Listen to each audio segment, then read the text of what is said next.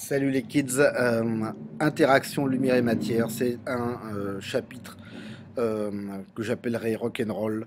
Vous voyez la photo que j'ai mise en première page, je vous l'avais dit, hein, je crois qu'on a à peu près 27 personnes, c'est 27 génies, 19 ont eu ou vont avoir à l'époque le prix Nobel. On a au centre Albert Einstein, on a Marie Curie, on a tous les grands de la physique. Donc cette photo avait été prise en 1927 en Belgique au congrès de Slovée. Interaction lumière et matière, c'est un des domaines aussi qui récolte tous les ans, enfin pas tous les ans, mais en tout cas qui a récupéré beaucoup de prix Nobel. C'est un des domaines fondamentaux de la physique. Donc ce que je voudrais faire en tout cas, c'est deux parties. C'est d'abord dans cette première partie vous expliquer qu'est-ce qu'on connaissait sur la matière et la lumière de l'Antiquité à maintenant, et puis voir qu'en 1900, c'est en fait certainement la plus grande révolution scientifique qu'on ait eue, certainement dans l'histoire, et ça va être les fondements de la mécanique quantique. Alors, de l'Antiquité à 1897, on va commencer par la lumière. Euh, L'optique géométrique, vous la connaissez en fait, hein, c'est connu depuis très longtemps. Les gens l'ont étudié depuis l'Antiquité. On va représenter les rayons lumineux sous forme de flèches, enfin de droites fléchées. Et on savait depuis longtemps que la lumière se propageait en ligne droite dans un milieu homogène et transparent. Autre phénomène qui a été connu depuis longtemps, c'est les phénomènes d'arc-en-ciel qui ont toujours été observés, euh, ou aussi les phénomènes de dispersion de la lumière dans les prismes. Alors phénomène observé, mais en tout cas pas compris. Alors en 1621 et 1637, Snell et Descartes, qui ne s'étaient jamais rencontrés, ont étudié en même temps les phénomènes de réfraction et ont abouti à cette célèbre équation qu'on appelle Snell-Descartes, n1 sinus i1 est égal à n2 sinus i2. Un peu plus tard, Newton, énorme génie dans le monde de la physique qui a beaucoup travaillé sur la gravitation universelle, il s'intéressait à pas mal de choses, Newton, notamment la lumière. Et en fait, il s'est intéressé donc à la dispersion de la lumière, au phénomène de réfraction. Et en faisant passer la lumière dans un prisme, il s'est aperçu que donc la décomposition de la lumière n'était pas due à des caractéristiques, enfin, c'était pas le prisme qui modifiait les caractéristiques intrinsèques de la lumière, c'était tout simplement que la lumière blanche était composée d'un ensemble de lumière colorée. Un peu plus tard, Huygens, qui était hollandais, va proposer une nouvelle théorie sur la lumière en précisant que la lumière est une onde. Alors, je voudrais faire une petite remarque sur les ondes, donner une définition, leurs caractéristiques, il y a des choses que vous connaissez déjà.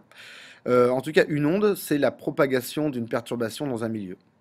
L'idée la plus simple pour illustrer ce que c'est qu'une onde, c'est par exemple une vague. Vous faites tomber sur une surface d'eau qui est bien plane, vous faites tomber une petite goutte et vous avez une vague qui va se former. Alors la chose importante, c'est que cette perturbation va se propager sans qu'il y ait un transport de matière. Prenez un exemple, mettez un bouchon sur une surface liquide, sur de l'eau, faites une vague, le bouchon va monter en haut et en bas, il va avoir un mouvement vertical, mais la perturbation est en train de se déplacer sans que le bouchon soit entraîné. On va pouvoir distinguer deux types d'ondes, les ondes mécaniques, notamment les ondes sonores, qui, elles, ont besoin d'un support matériel. Par exemple, on ne pourrait pas parler sur la Lune puisqu'il n'y a pas d'atmosphère. Par contre, les ondes lumineuses, elles, peuvent se déplacer dans le vide et évidemment dans d'autres milieux transparents comme l'eau par exemple. Alors, pour représenter les ondes, j'ai mis un signal périodique. Ce signal est caractérisé par une période, donc c'est le temps pour que le signal se reproduise, par une amplitude. Et si on a la période, eh bien évidemment, on peut calculer sa fréquence en Hertz. La fréquence est tout simplement 1 divisé par la période. Alors l'an passé, on avait vu que les, les ondes lumineuses pouvaient être décrites de manière autre que simplement en mentionnant la couleur de la lumière. Quand on parle de la lumière, d'ailleurs, en général, c'est le domaine visible, hein, ça correspond à une toute petite partie des rayonnements lumineux.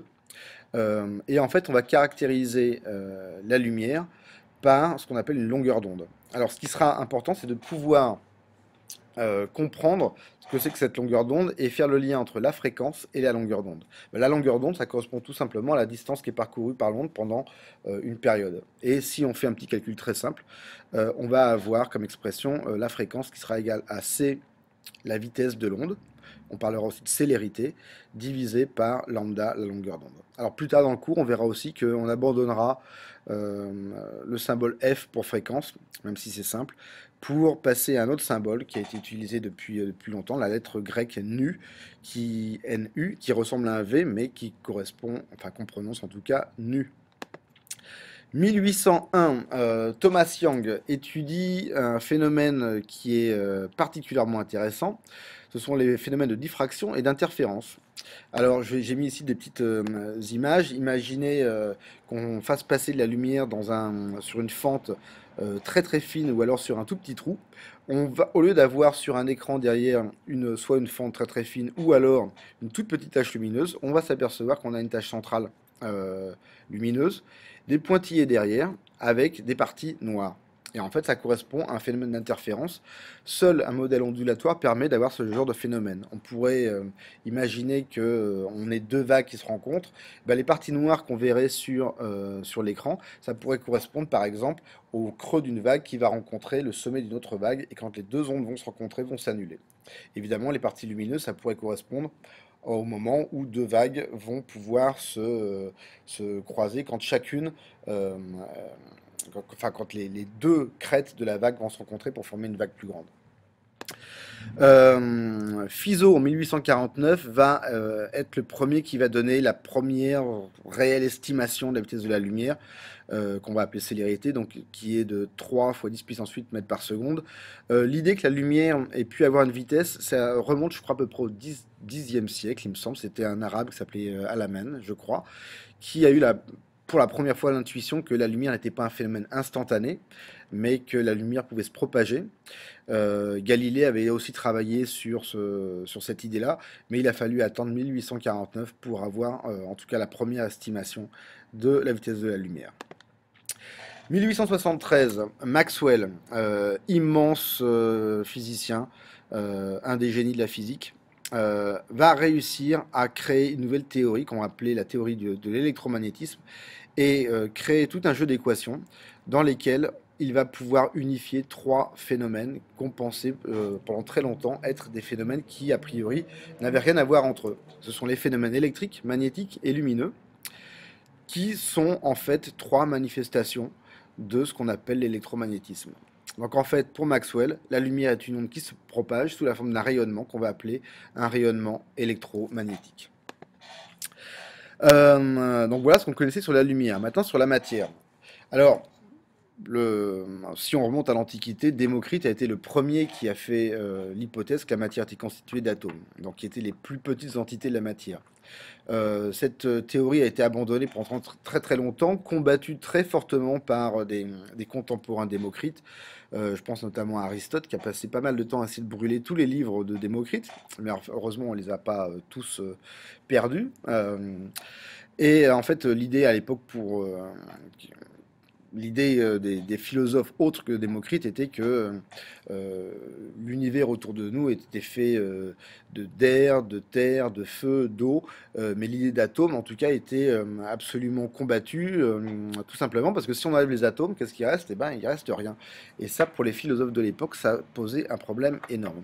Donc pendant un temps extrêmement long, l'idée d'atome disparaît, personne n'en veut, et il faut attendre le début du 19e siècle pour que Dalton reprenne l'idée des atomes.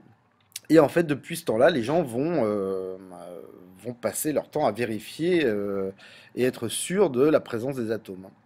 Donc, les atomes étaient considérés comme étant des petites sphères. Autre chose était électriquement neutre, puisque en fait la matière n'est pas électriquement chargée.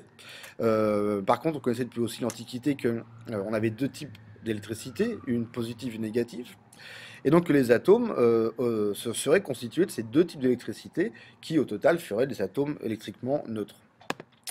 Presque un siècle plus tard, Thomson, qui va recevoir le prix Nobel en 1906, découvre une particule fondamentale qui est l'électron, donc qui est chargé négativement. Et il va en déduire un nouveau modèle qu'on va appeler le modèle du pudding au raisin. Alors le nom peut paraître ridicule, mais en tout cas c'est assez intéressant.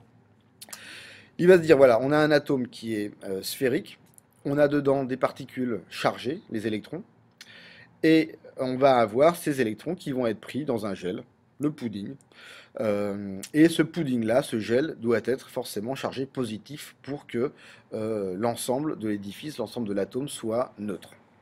Alors, à partir de 1900, on va avoir une révolution absolument historique dans l'histoire qui va apporter les fondations de la mécanique quantique.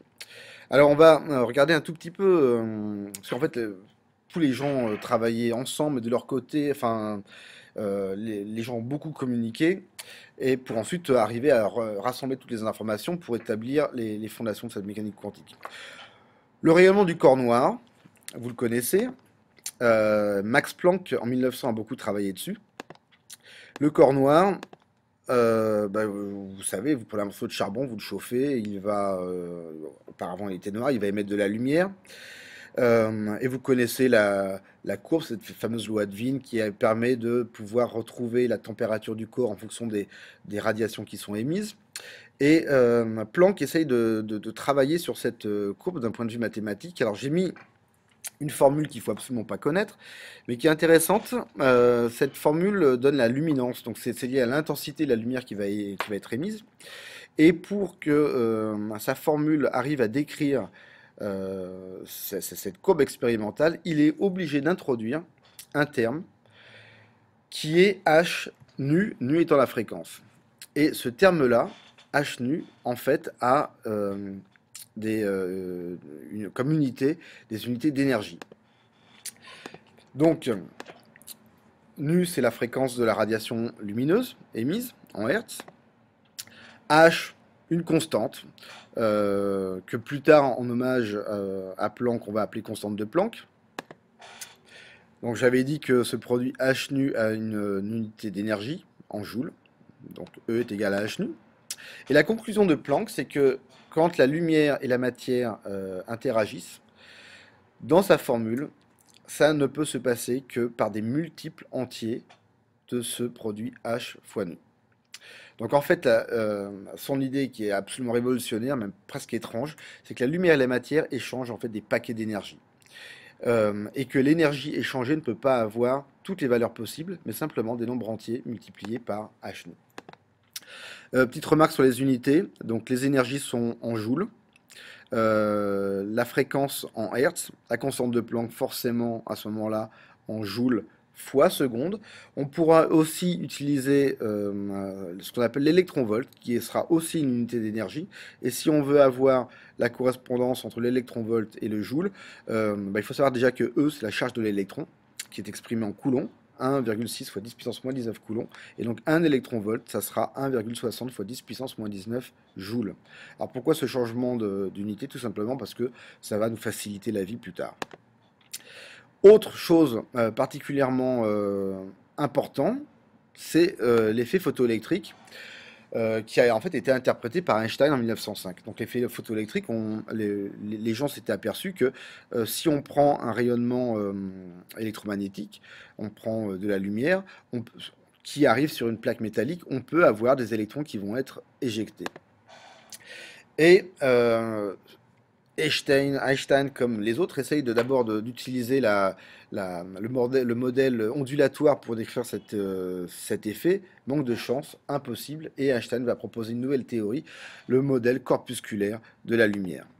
Donc en fait, pour Einstein, le seul moyen d'expliquer l'effet photoélectrique, c'est que une lumière monochromatique, donc d'une fréquence nue, peut parfois se comporter comme des ondes, mais dans le cas de l'effet photoélectrique, cette lumière va être constituée de grains de matière qu'on va appeler des photons, et chaque photon va transporter une énergie, on va appeler ça un quantum d'énergie, est égal à H fois la fréquence nu. Et avec H étant la constante de Planck. Donc il va retrouver un peu ce que, enfin même fortement, ce que Planck avait montré avec sa formule qui expliquait le rayonnement du corps noir. Donc en fait, on a quelque chose qui peut paraître extrêmement bizarre, c'est que la lumière peut avoir deux aspects. Parfois, elle peut se comporter comme une onde. C'est le seul moyen de pouvoir expliquer les phénomènes de diffraction et d'interférence. Mais cette théorie ondulatoire ne permet pas de pouvoir expliquer l'effet photoélectrique. Et la lumière, dans d'autres cas, peut alors se comporter comme des grains de matière. Donc la lumière sera en fait constituée de particules de matière, de masse nulle, qu'on va appeler les photons, euh, et d'énergie h nu. Et on va parler à ce moment-là de ce qu'on appelle la dualité onde-particule. Expérience de Rutherford, fondamentale. Rutherford en 1911 reprend le modèle du pudding au raisin. Et ce qu'il va faire, c'est qu'il va en fait bombarder une feuille d'or avec des particules alpha qui sont positives. Et il va s'apercevoir que parmi les particules alpha qui rentrent sur cette feuille d'or, beaucoup traversent la feuille d'or sans aucun problème. Ce qui va lui permettre de conclure que les atomes sont essentiellement constitués de vide. Et bizarrement, on va avoir quelques particules alpha qui vont repartir en arrière. Les particules alpha étant positives, le seul moyen pour elles de repartir en arrière, c'est qu'elles puissent rencontrer sur leur passage d'autres éléments chargés qu'on va appeler plus tard un noyau qui va se retrouver donc au centre de l'atome et avoir une dimension très très petite. À partir de là, un modèle qui s'impose, c'est qu'on va avoir pour l'atome un noyau central, très petit. Alors sur le schéma, évidemment, je ne l'ai pas fait à l'échelle. On a un facteur 100 000 entre la taille de l'atome et puis le noyau. Mais l'idée était la suivante. Donc on abandonne le modèle du pudding au raisin, puisqu'il n'y a plus de gel positif dans le noyau. On sait que le noyau est fait essentiellement de vide. Donc on va avoir une partie centrale qui va être le noyau positif, avec autour, si on prend le cas de l'atome d'hydrogène, un électron qui graviterait autour du noyau. Manque de chance, alors que ce modèle paraît très très intéressant, ça pourrait même se rapprocher du modèle, ce qu'on appelle le planétaire, hein. Imaginez donc la Terre qui tourne autour du Soleil. Manque de chance, les gens se sont aperçus qu'une particule chargée, comme un électron par exemple, dès qu'elle était en mouvement de rotation, émettait de la lumière et perdait l'énergie.